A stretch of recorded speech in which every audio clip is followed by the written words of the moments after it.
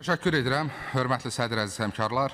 Son günlər AXCP funksionerləri barəsində başlanmış cinayət təqibi ilə bağlı müşahidə olunan əjyotaj boğaza qədər çirkaba batmış ünsürlərin narahatlığından başqa bir şey deyil. Çünki aidiyyatı cinayət təqibi kiminsə cəzalandırmağa yox, yalnız qanunla cinayət hesab olunan əməli törədənlərin ifşası və məsuliyyətə cəlb edilməsini nəzərdə tutur.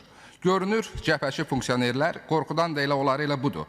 Onlar elə bilirlər ki, bu araşdırma xəyanətlərin ifşasında ehtiva olunan siyasi sondur. Çünki Ulu Öndərin hələ 29 dekabr 2000-ci ildə xalqa müraciətində ifadə olunduğu kimi AXC Qarbaşovun yenidən qurma siyasətini dəstəkləyən bir qüvvə kimi rəsmi qeydiyyata alınan, eyni zamanda imperializmin bir bürosu kimi fəaliyyət göstərib. Düzdür, indi özlərini Rusiya əleyhdarı qüvvələr kimi təqdim etməyə cəhd göstərirlər, amma bu sadəcə ucuz populizm və gözə külüfürmədir. Antirus bəyanatlar fonunda real əmələ gələndə nə Elçibəyə qədər də Elçibəydən sonra heç bir prezident Rusiya-Azərbaycan sərhəddə olmamalıdır, yaxud Azərbaycan-İran sərhədlərini biz Rusiya ilə müştərək qorumalıyıq kimi bəyanatlar verməyib. Ona görə də bugün Cəmil Həsənli kimi heç bir milli və əxlaq dəyəri olmayan siyasi buqalemun pafosla çevriliş cəhdi ittihamlarını öz aləmində rədd edib iddia edə bilməməlidir ki, AXCP-nin əsas məqsədi Rusiya ilə mübarizə aparmaq olub. Argument gətirirlər ki, güya bunlar Rus qoşunlarını ölkədən çıxarıb. Yaxşı, Azərbaycan Xalq Cəbhəsi Rus ordusunu ölkədən çıxarmışdırsa, 2012-ci ilə qədər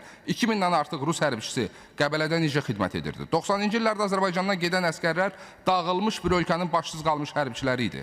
Əgər bir ölkənin Ali Baş Komandanı Azərbaycan-İran sərhədlərinin Rusiya hərbçiləri tərəfindən qorunmasını öz dili ilə deyirdisə, Rus əskərinin ölkədən çıxarılması barədə tezislər əbləhlikdir. Rus əskərini Azərbaycandan Cənab İlham Əliyev çıxarıb 2012-ci ildə və 2024-cü ildə. İndi öz xəyanətləri fonunda hazırki Azərbaycan iqtidarını Rusiya ilə müttəfiqlikdə ittiham etməyə çalışırlar. O zaman cavab versinlər, bu müttəfiqlik hansı milli maraqlar bahasına başa gəlib? Kərimli Mehdiyev cütlüyü kimi xəyanətkarın simayasında hakimiyyət çevrilişi üçün Göycü Şimalda əmrə müntəzir dayanan qüvvələrdən fərqli olaraq Cənab İlham Əliyev iqtidarı bütün münasibətlərdə Azərbaycanın ləyaqətli, bərabər hüquqlu tərəf kimi hərəkət azadlığını təmin edib. Bu müstəqil siyasət bizə Rusiyanın müttəfiqi olan Ermənistanın müharibədə yerlə yeksan edilməsi, Rusiya sülh məramlarının vaxtından il yarım əvvəl Qarabağdan çıxarılması, təyyarə qəzasına görə bu ölkə rəhbərinin rəsmən üzr istəməsi kimi çoxsaylı nümunələrin misalında suveren iradə nümayiş etdirməyə imkan verir. Ona görə də manipulyasiyalara, qalxan ajyotajlara qətiyyən meydan verilməməlidir.